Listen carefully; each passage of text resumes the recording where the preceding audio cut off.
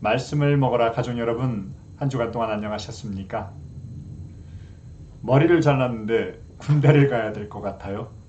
이 영상을 찍기 위해서 조금은 잘생긴 날, 조금은 여러분 보시기에 편한 얼굴을 가진 날 이렇게 찍고 싶은데 오늘은 군대 가는 모습으로 여러분들에게 인사드리는 것 같습니다.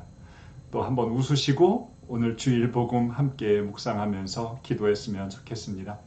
잠시 침묵하면서 오늘 그리스도의 성체 성혈 대축일, 우리 교회의 가장 중심이 되고 우리 신앙의 가장 핵심인 이날 묵상 함께 시작하도록 하겠습니다. 성부와 성자와 성령의 이름으로 아멘.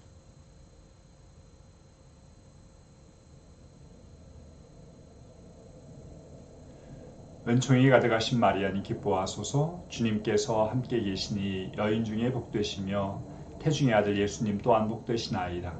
천주의 성모 마리아님, 이제와 저희 죽을 때에 저희 죄인을 위하여 빌어주소서. 아멘. 오늘의 성경 말씀 함께 읽도록 하겠습니다. 마르코가 전한 거룩한 복음입니다. 무교절 첫날 곧 파스카 양을 잡는 날에 제자들이 예수님께 스승님께서 잡수실 파스카 음식을 어디에 가서 차리면 좋겠습니까? 하고 물었다. 그러자 예수님께서 제자 두 사람을 보내며 이르셨다. 도성 안으로 가거라.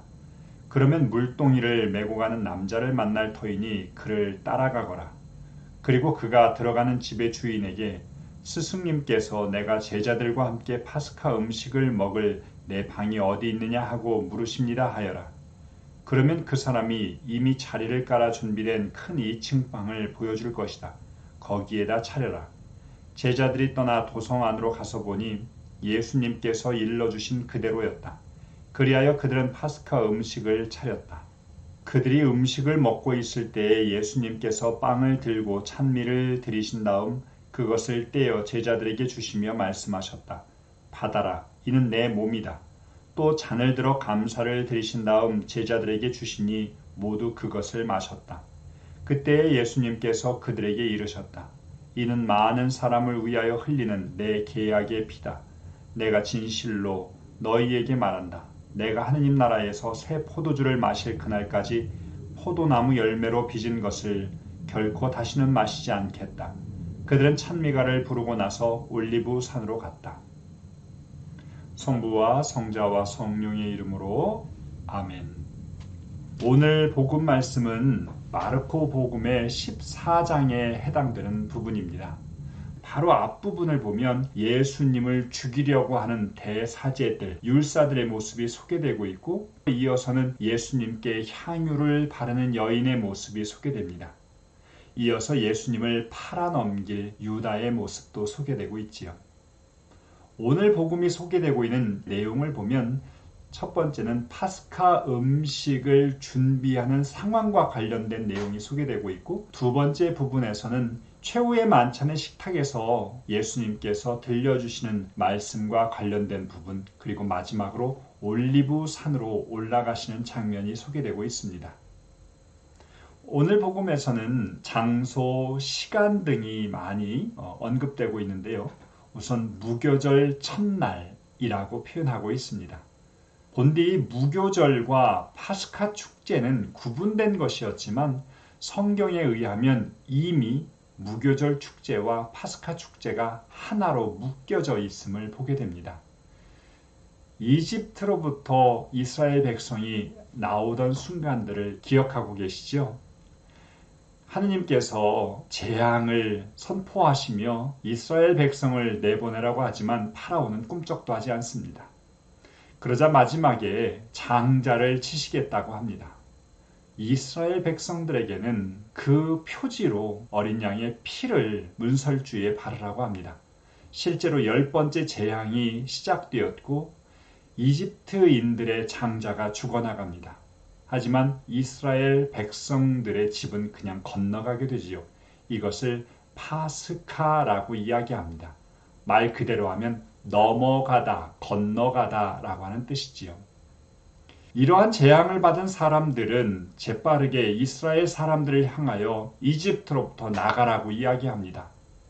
너무나 긴박했던 순간이었기에 이스라엘 사람들은 빵도 준비하지 못해서 누룩을 넣지 않은 반죽 그 자체를 옷에다가 싸서 그냥 나오게 됩니다. 나물 역시도 쓴 나물 그 자체를 그냥 갖고 나오게 되지요.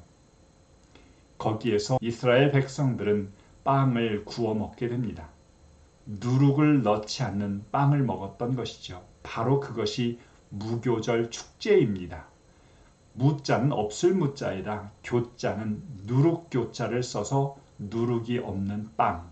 그래서 파스카 축제와 무교절 축제는 이렇게 하나로 연결되게 됩니다. 그 축제의 시기에 이스라엘의 모든 성인들은 예루살렘 성 안으로 들어가게 됩니다.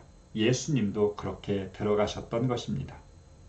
제자들이 예수님께 파스카 음식을 어디에 차려야 하느냐고 묻습니다. 예수님께서는 아주 자세하게 도성 안으로 들어가면 물동이를 맨 남자를 만날 것이라며 그에게 방을 안내받으라고 이야기하십니다. 당시의 풍습안에서는 자연스러운 것이었습니다. 그들이 음식을 먹어야 할 장소를 그룹의 리더나 가장들이 정하게 되었는데요. 예수님께서도 그들 그룹의 가장이라고 하는 것을 보여주십니다. 그런데 흥미로운 부분은 예수님께서 물동이를 메고 가는 어떤 남자까지도 지적하십니다. 당시에 물동이를 메고 가는 사람들은 주로 여인이었는데 남자였던 것을 보면 예수님께서 미리 준비하셨던 모습을 보여주고 계십니다. 오늘 파스카 예식은 예수님의 십자가 사건과 깊이 연결되어 있습니다. 예수님의 파스카 음식을 준비하는 것이 예수님 손수 준비하신 것이고 나중에 나아가서 이 음식 또한 당신의 몸으로 준비가 됩니다. 예수님의 순환 역시도 누군가로부터 당한 사건이 아니라 당신 스스로가 준비하고 내어주신 사건이라는 것을 우리는 기억해야 합니다. 성경은 그 이후에 유다라고 하는 제자가 예수님을 배반하는 모습이 소개되고 있는데요. 오늘 복음에서는 바로 그 부분을 건너뛰고 최후 만찬의 식탁에서 벌어지는 모습을 소개하고 있습니다. 그들이 음식을 먹고 있을 때에 예수님께서 빵과 포도주를 들어서 주십니다. 이 식사의 모습은 파스카 축제 때 해왔던 관습에서 기인하는 식사입니다. 유다인들은 이 파스카 음식을 준비하는 과정에서 가장 크게는 어린 양, 그리고 포도주, 쓴 나물 이런 것들을 준비합니다. 가장이 축복의 기도를 바치면서 포도주를 나누어서 마시게 한 다음에 그 집안의 가장 어린 자녀가 오늘 이 예식을 왜 하는 거냐고, 특별히 이 빵을 왜 먹고 이 나물을 왜 먹으며 왜 소금에 찍어서 나물을 먹는지, 그리고 왜 우리는 비스듬히 누워서 밥을 먹는지에 대한 질문을 하게 됩니다. 아버지 또는 그 그룹의 우두머리는 그 질문에 답변을 하는데 그 답변은 이스라엘의 출애굽 체험을 이야기합니다. 하느님께서 우리를 구원하셨던 그 사건을 기억하라고 초대하는 것이죠. 예수님께서 그 식사를 하시면서 오늘 복음에서는 빵과 포도주에 초점을 맞추고 있습니다. 특별히 오늘 예수님께서는 유다인들의 전통적인 그 예식과는 전혀 다르게 말씀하십니다. 이것을 받아라. 이는 내 몸이다.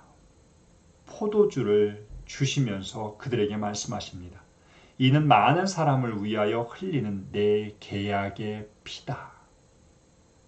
이 음식을 나누어 먹고 마신 제자들, 그들과 함께 이제 예수님은 순환하시기 위하여 올리브 산으로 오르시는 모습이 오늘 복음에서 전체적인 내용으로 소개되고 있습니다. 오늘 저는 여러분과 함께 특별히 그리스도의 성체 성혈 대축일을 기념하면서 받아라, 이는 내 몸이다. 이는 많은 사람을 위하여 흘린 내 피다 라는 말씀을 묵상하고 싶습니다. 몸은 생명을 의미하지요. 예수님께서 우리에게 생명을 주십니다. 성체를 받아 모신다는 것, 그건 그리스도의 생명을 나누어 받게 되는 것입니다. 이 세상에서의 생명뿐만 아니라 영원히 살게 하실 그 생명을 받아 모시게 된다는 것이죠. 성체를 모시면서 우리는 그렇게 예수님의 생명, 죽지 않는 그 생명을 받아 모신다는 것을 기억해야 합니다. 예수님께서 제자들에게 당신의 몸과 피를 내어주실 때의 그 마음도 느껴보게 됩니다. 어떠셨을까? 자녀들에게 젖을 물릴 때의 그 어미의 마음, 마음껏 먹어라. 값없이 당신의 음식을 먹으며 풍요로운 존재가 되고 당신의 생명을 나누어 갖는 존재가 되기를 바라실 것 같습니다.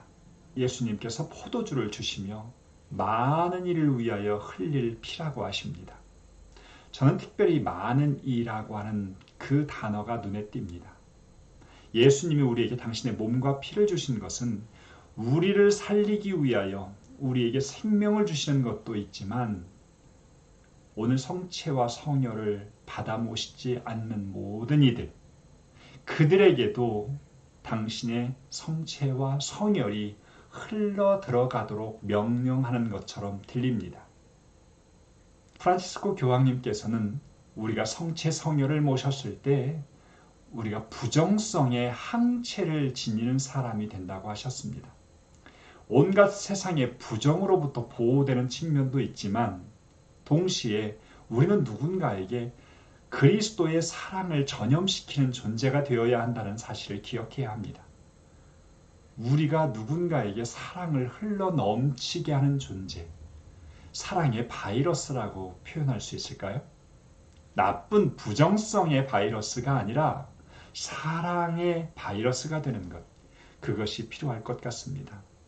나눔을 통해서, 배려를 통해서, 환대를 통해서 그렇게 누군가에게 그리스도의 사랑이 흘러 넘치도록 하는 것.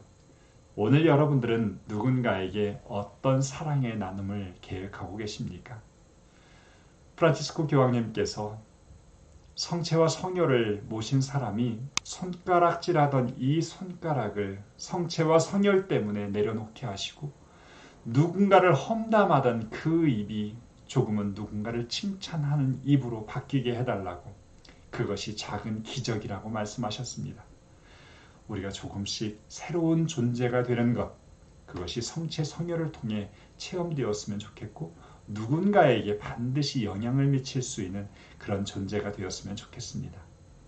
오늘 성체 성혈 대축일을 맞이하면서 끝기도로 이혜인 수녀님께서 쓰신 감사라는 시의 일부분을 함께 묵상하도록 초대하고 싶습니다. 성부와 성자와 성령의 이름으로 아멘. 주님, 당신의 생애는 그렇게도 철저한 나눔의 생애로 부셔졌건만 우리의 날들은 어찌 이리 소유를 위해서만 숨이 차게 바쁜지 시시로 당신 앞에 성찰하게 하소서. 진정 당신 안에서가 아니면 나눔의 참뜻을 알지 못하는 우리, 당신이 세상에서 모범을 보이신 대로 아낌없이 모두 내어주고도 한 끗의 후회가 없는 너그럽고 순수한 마음을 주소서. 성부와 성자와 성령의 이름으로 아멘. 감사합니다.